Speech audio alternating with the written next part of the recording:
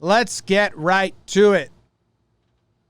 Fernando Tatis hits a home run earlier in the game. It's great. The Padres are up 7 runs, 10-7.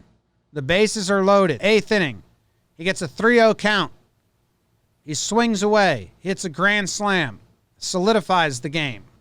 7-run lead becomes an 11-run lead. Game is in hand. He runs the bases. He's happy with himself that he did it. He takes the leaderboard away from Trout, the best player in all of baseball. Home run race. Let's glorify it. Let's amplify it. Shout out Roosevelt's race to 20. Let's celebrate this like McGuire and Sosa. Oh, no, wait, no. Let's be mad at him because he swung 3-0. And everyone knows you're supposed to grant that pitcher a strike because, you know, he's got feelings and clearly he's pitching poorly and can't find the zone. So let him lay one in there. You know, after that, he'll give you a fastball that you're allowed to hit.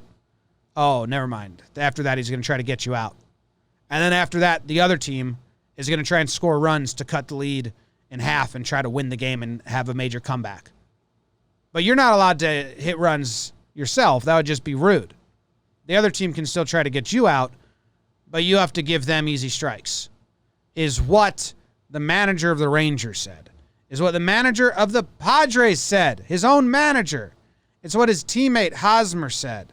And I'm sure it's what a bunch of old, angry white men said, sitting on their favorite comfy chair that they've sat in with a newspaper on one handrest and the remote on the other, and that's where they sit and watch the games every night. And it's the most frustrating storyline in baseball. Trev was hot. I got hot. Jake got hot. The whole world is kind of on our side, which is a good thing. As a player, man, you tweeted out something really interesting.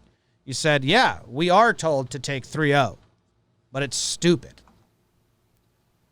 Yeah, that's kind of like a tweet for like all walks of life. Like if you're taught something growing up and then you learn that it's stupid, you can change your thought process, and you should change your thought process. So when Woodward references this is the way we got brought up, or Bill Ripken goes on MLB whatever show on MLB Network and says, hey, I was brought up in a baseball family and that's not how we were taught.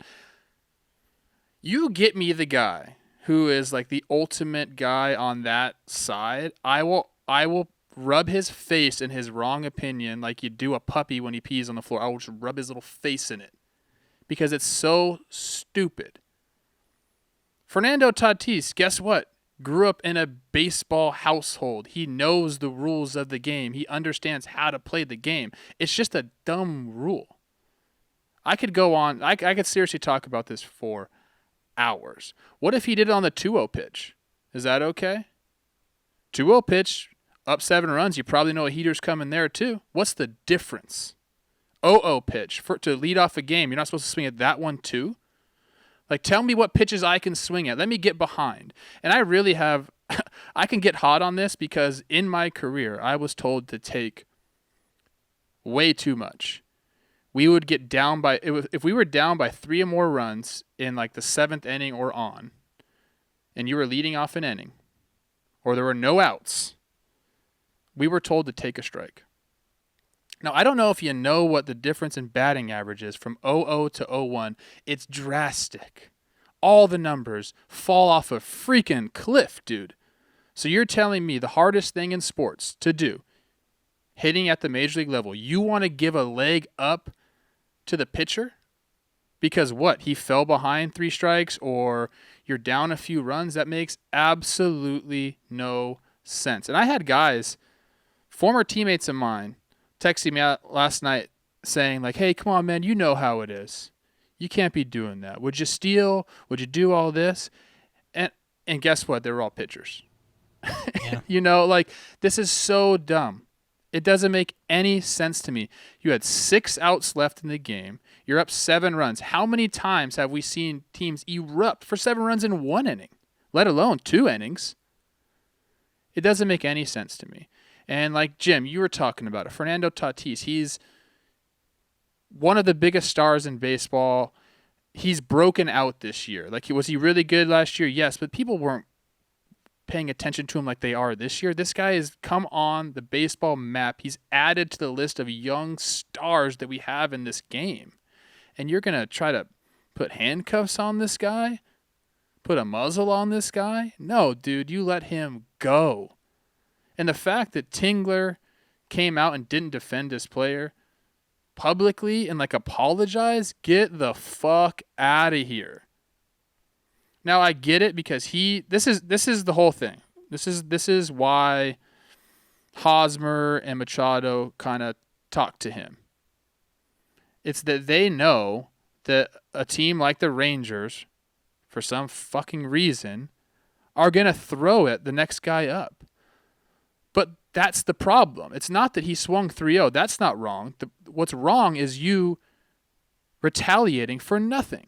That's the problem, not Tatis. So you have to like figure that side out of it. And let's not forget, there's a couple things here. I'm going to keep going because I'm pissed. Let's not forget last year. What did the Rangers do when Mike Minor needed his 200 strikeout?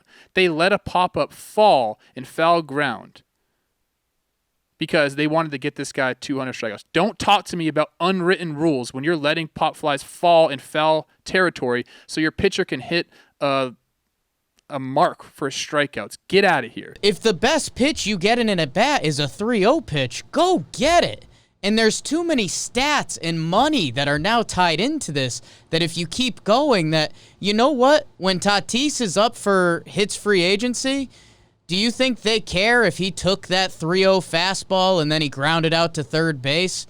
Do you think Tatis can point back to his stats and say, well, I took that 3-0 fastball, I would have hit a homer?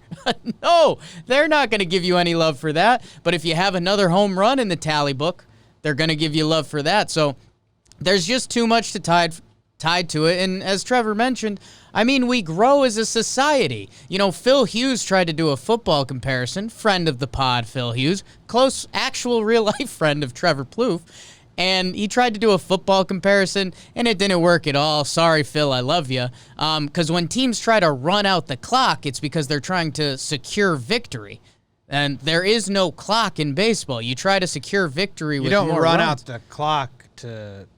You're trying to... That increases your odds of winning. Yes, you're not, looking after the other... Yes. Yeah. So, you know, if you're comparing it to passing in football, games evolve, man. I mean, look at the game of baseball. Look at the game of football if you want to look at it like that. Like, yes, there's more passing because passing can lead to more scoring. There's more home runs because home run leads to more scoring. And that's all they're trying to do. And it's...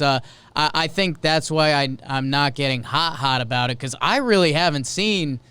who's the guy on Twitter? Who's the baseball media person that's really driving it home like that's a mistake, you can't do that? I haven't seen it, so I think that's a good thing, and there's still some old heads involved in baseball. Okay, so that's where Tingler and Woodward aren't old heads. These are new, young managers that are supposed to be part of the... Tingler's supposed to be part of the shift of the game. He was literally brought in to be a player's manager to take this young Padres team and mold them and be the Boone and be the Ross and the Cora and like the young new manager. And he's not an old head. You know, if this is Leland or Gardenhire, I get it. Or even Madden, like these are supposed to be the new. Sure. So that's where I'm so disappointed. Tingler, what the fuck are you doing, man? How do you... He's the biggest stud. He's your golden goose. Publicly, fucking wipe his ass for him and kiss his forehead. If you want to talk to him behind closed doors and say, dude, you know, hey, if we give you that sign to not swing, you can't swing. That's a direct order. Well, if you want to swing 3-0, let us know and maybe we'll allow it. Do that behind closed doors. But publicly, Tingler, your one fucking job is to babysit these young studs on the Padres and have their back publicly. The good news is the good is really good right now. And even some annoying storylines, which is the big topic of today, I still think it's good for baseball overall. I am a believer. I thought the Astros stuff was good for baseball in the offseason. Same here. It's frustrating and needs a change, and we'll get into it. But everybody who likes sports woke up, and what was the story? And who did it involve? A young stud that we've been screaming. Everyone needs to know about this guy. And he just put himself on the map because the dumb, angry old people helped him out. So, net, as Jake would say, I think it's positive.